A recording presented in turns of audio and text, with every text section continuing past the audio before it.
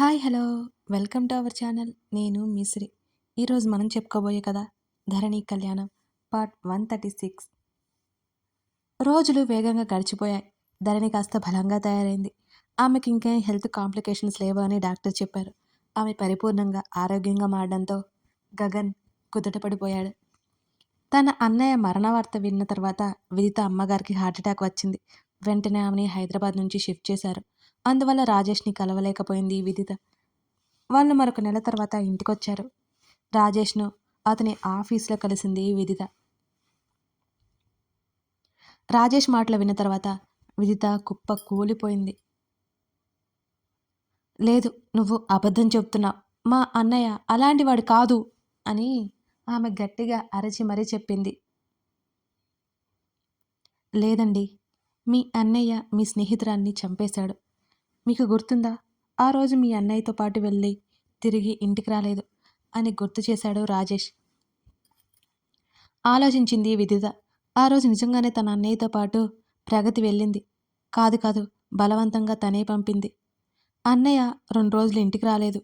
పని ఉంది, వేరే స్టేట్కి వెళ్ళాలి, అందుకే అని ఫోన్ చేసి చెప్పాడు. ఆ తర్వాత ప్రగతి మిస్ అయింది అని భూషణ్ అన్నాడు. పోలీస్ స్టేషన్కి కేసు పెట్టారు. నిజంగానే అప్పుడు విభవ్ ఇంటికి రాలేదు.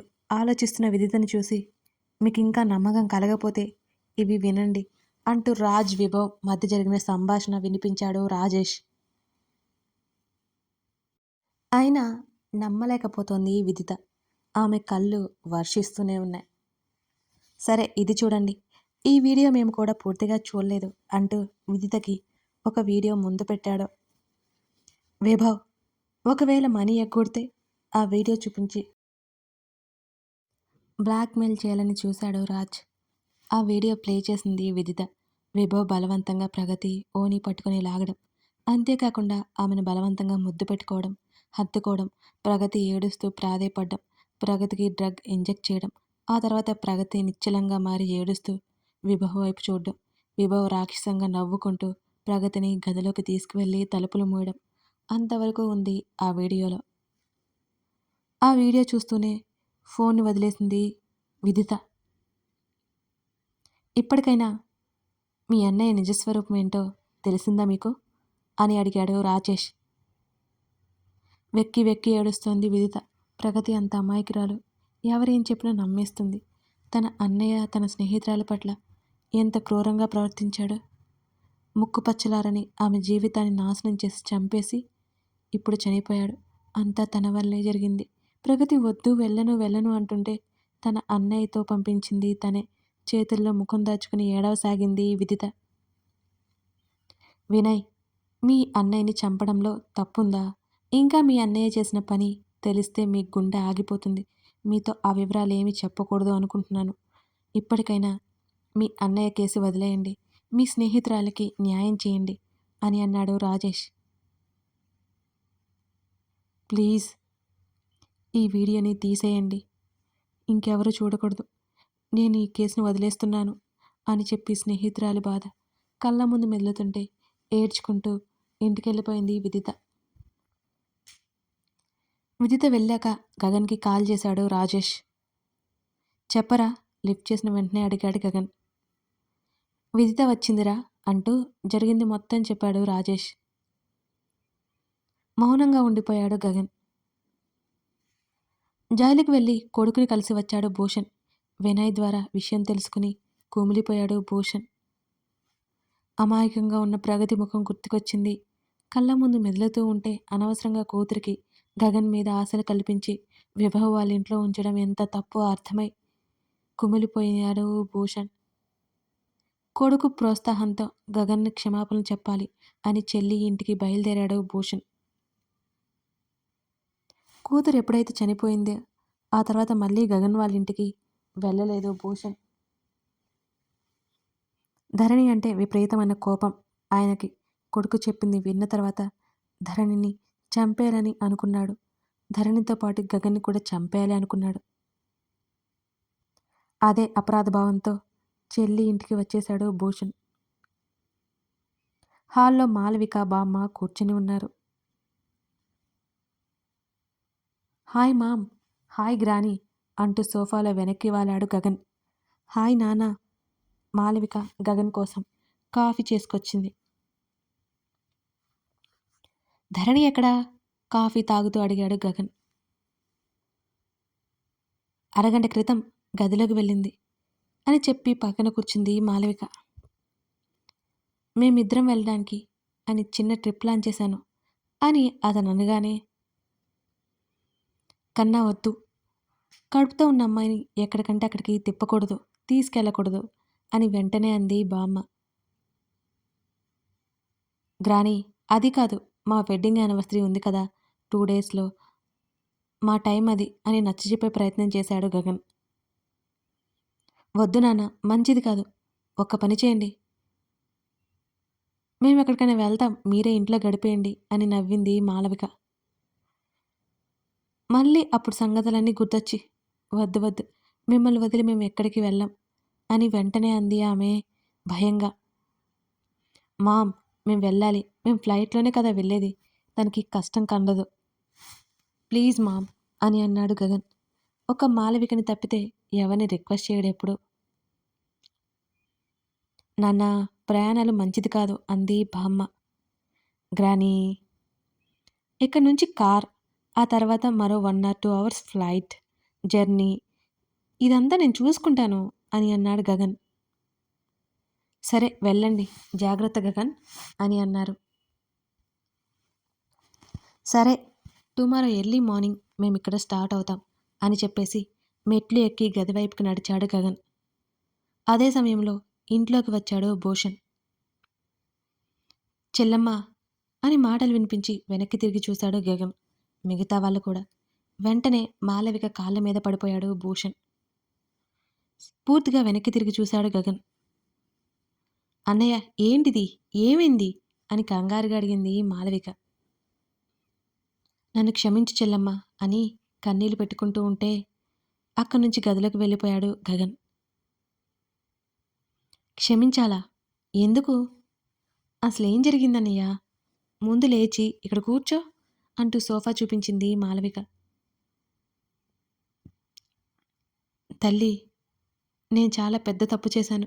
మన ఆస్తి నీ పేరు మీద సగం ఉందని అది చేజిక్కించుకోవాలి అని ఎన్నో కుట్రలు పన్నాను అంటూ ఒక్కొక్కటి మొత్తం చెబుతూ ఉంటే మాలవిక చలనం లేకుండా ఉండిపోయింది. సొంత అన్నయ్య అతని మేనల్లుడిని చంపేయాలనుకున్నాడా? ఈ మాట అనుకోగానే ఆమె రక్తం మరిగిపోయింది. వెంటనే భూషణ్ కాలర్ పట్టుకుని, ఎందుకురా ఇలా చేశావు? గగన్ని సొంత మేనల్లుడే కదా, రక్త సంబంధం, ఇంత దారుణంగా ఎలా ఒడిగట్టావు నువ్వు? నేనేమైనా పరాయిదన్నా? నీ చెల్లిని కదా. నాకేమైనా ఆస్తి లేక నీ ఆస్తి కోసం కక్కుర్తి పడ్డానా? అమ్మ నన్ను గుర్తుగా ఉంచుకున్నాను అంతే కదా. ఒక్క నిమిషం ఇక్కడే ఆగు అంటూ గబగబా గదిలోకి వెళ్ళిపోయింది మాలవిక. కాసేపటి తర్వాత బయటకొచ్చి ఆస్తి పేపర్లు భూషణ్ మొహాన కొట్టింది. కన్నీళ్లు పెట్టుకుంటూ చెల్లి వైపు చూశాడు భూషణ్. చేసిందంతా చేసి ఇప్పుడెందుకు ఏడుస్తున్నావు? నిన్ను నమ్మినందుకు నేను కదా ఏడవలసింది. ముందు ఆ పేపర్లు తీసుకుని నా ఇంటి నుంచి బయటికి పో. చిన్నప్పటి నుంచి మీరంటే గగన్కి ఎందుకు ఇష్టం ఉండదో నాకు అర్థమయ్యేది కాదు. చాలా బాధపడిపోయేదాన్ని. మీరు ప్రేమిస్తే కదా గగన్కి కొంచెమైనా మీరంటే గౌరవం ఉండేది. మీ దగ్గరే ఆప్యాయత లేనప్పుడు మిమ్మల్ని ఎలా ఆప్యాయంగా పిలుస్తాడులే. పసిపిల్లాడిగా ఉన్నప్పటి నుంచి గగన్ని చంపాలని చూసావా? నిన్ను చూస్తుంటే అసహ్యం వేస్తోంది నాకు. ఇంకెప్పుడు నా కళ్ళకు కనిపించకు. నీ ముఖం నీ జీవితంలోనే నేను చూడకూడదు. అదే ఇంకొకరు నీ స్థానంలో ఉంటే చంపి పడేసేదాన్ని. నీతో కలిసి పెరిగాను కదా, అలా చేయలేకపోతున్నాను అని గట్టిగా అరిచింది మాలవిక. చెల్లమ్మ, నన్ను క్షమించు అని కన్నీళ్లతో అడుగుతుంటే భూషణ్ణి అసహ్యంగా చూసి, అత్తయ్య, నాకు అలసటగా ఉంది అని చెప్పి అక్కడి నుంచి వెళ్ళిపోయింది మాలవిక గదిలోకి. చేతులు జోడించి బామ్మ వైపు చూశాడు భూషణ్. ఛీ, నువ్వు మనిషివి కాదు, మనిషి రూపంలో ఉన్న రాక్షసుడివి. నీ కూతుర్ని పొట్టన పెట్టుకున్నావు, నీ కొడుకు జైలు పాలయ్యాడు, ఇవన్నీ నువ్వు చేసిన పాపాలకు మూల్యం అని అక్కడి నుంచి గదిలోకి వెళ్ళిపోయింది బామ్మ కూడా. అక్కడి నుంచి వెనుదిరిగాడు భూషణ్. కాఫీ తాగుతారా అని అడిగింది ధరణి తన పతిని. తాగాను, ముందు ఇలా కూర్చో. ఆమె చేతిని పట్టుకున్నాడు గగన్. అతని పక్కన కూర్చొని అతన్ని చూసింది ధరణి. రేపు ఉదయం మనం ఒక చోటుకి వెళ్తున్నాం అని అన్నాడు గగన్. అవునా, ఎక్కడికి? నువ్వే చెప్పు అన్నాడు. మీరేమనుకుంటున్నారో నాకెలా తెలుస్తుందండి అని కళ్ళు టపటపలాడిస్తూ అంది ధరణి. వేషాలు వేకు, నీకెక్కడికైనా వెళ్ళాలని ఉందా అని అడుగుతున్నాను అని చెప్పాడు గగన్ షర్టు బటన్స్ తీస్తూ. అతని చేతులను తప్పించి బటన్స్ ఆమె తీస్తూ, అలాంటిదేమీ లేదు, మీతో ఉండాలని ఉంది అంతే అంటూ అతను ఆపిన పని పూర్తి చేస్తోందని. సమ్మర్ కాబట్టి కూల్గా ఉండే ప్లేస్కి వెళ్ళాలి అన్నాడు గగన్. కొంచెం అతని మీదకి ఒరిగినట్టుగా భుజాల చుట్టూ చేతులు తిప్పి అతని షర్టు తీసింది. అలాగే వెళ్దాం అని అంది. ఇష్టం లేదా అంటూ ఆమె ముఖాన్ని అతని వైపుకు తిప్పుకొని అడిగాడు గగన్. అతని చేతిని చెంపగిందుగా పెట్టుకుని చేతి మీద ఆమె చేయి వేసి, మీతోనే ఉండాలని అనిపిస్తోందండి ఈ మధ్య అని కన్నీళ్లతో ఆమె నవ్వుతూ చెబుతుంటే ఆమె కంట్లో ఉన్న నీళ్లు చూసి, మళ్ళీ స్టార్ట్ చేశావా అక్క, నువ్వు నేను మాత్రమే, అర్థమవుతుందా? కేవలం నువ్వు నేను. ఎన్ని రోజులు ఉండాలనిపిస్తే అన్ని రోజులు. బయట తిరగడాలు కూడా లేవు. ఆమె కంటి దగ్గర ముద్దు పెట్టుకున్నాడు గగన్. అని ఆమె అంటుంటే, ఇప్పుడు నీకెందుకు ఏడుపొచ్చింది అని విసుగ్గా అడిగాడు అతను. అడగాలా వద్దా అనే సంశయం ఆమెలో. అడిగితే పడతాడు అనే భయం కూడా. చెప్పు, ఏంటో చూస్తున్నావును మళ్ళీ అతని వైపుకు తిప్పుకున్నాడు గగన్. అది మీరు నేనే, ఇక్కడే నీ ఎదుటే ఉన్నాను, ఇక్కడే ఉన్నాను, నాంచకుండా చెప్పు చిరాకు దాస్తూ అడిగాడు గగన్. మీరు 3 నెలలు నాకు దూరంగా ఉన్నారు అని చేత్తో 3 అన్నట్టు 3 వేలు చూపించింది ధరణి. నేనేదైనా తప్పు చేశానా? మీరెందుకు కష్టంగా దూరంగా ఉంటున్నారు అని తన సందేహం వెళ్ళబుచ్చింది ధరణి. తలదించుకుని ఏదో తప్పు చేసినట్టుగా చెబుతోంది. ఆమె అడిగిన మాటలకి అతని పెదవుల మీద నవ్వొచ్చి చేరింది. నవ్వుతూ తల కాస్త కిందకు వంచి ఆమె ముఖంలోకి చూశాడు గగన్. ఎక్కువ మాట్లాడేశానా అనుకుంటూ చేతులు నలుపుకోసాగింది ధరణి. క్షమించండి, ఏదేదో మాట్లాడేశాను అని అతన్ని ఎదుర్కోలేక వెంటనే లేచింది. ఆమె చేతిని పట్టుకుని వెళ్లకుండా ఆపాడు గగన్. ఒక కిస్ ఇచ్చేసి వెళ్ళు, నేను చాలా హ్యాపీగా ఉన్నాను, నా వైఫ్ నాతో ఫ్రీగా మాట్లాడుతోంది అని చిరునవ్వుతో ఆమెను చూశాడు. సిగ్గుతో తల ఎత్తలేక అతని వైపు చూడాలని మనసు పోరు పెడుతుంటే, ఓరగా అతన్ని చూసి అతని కళ్ళల్లో చిలిపిదనం స్పష్టంగా తెలుస్తుంటే వెంటనే అతని హృదయంలో ముఖం దాచుకుంది ధరణి.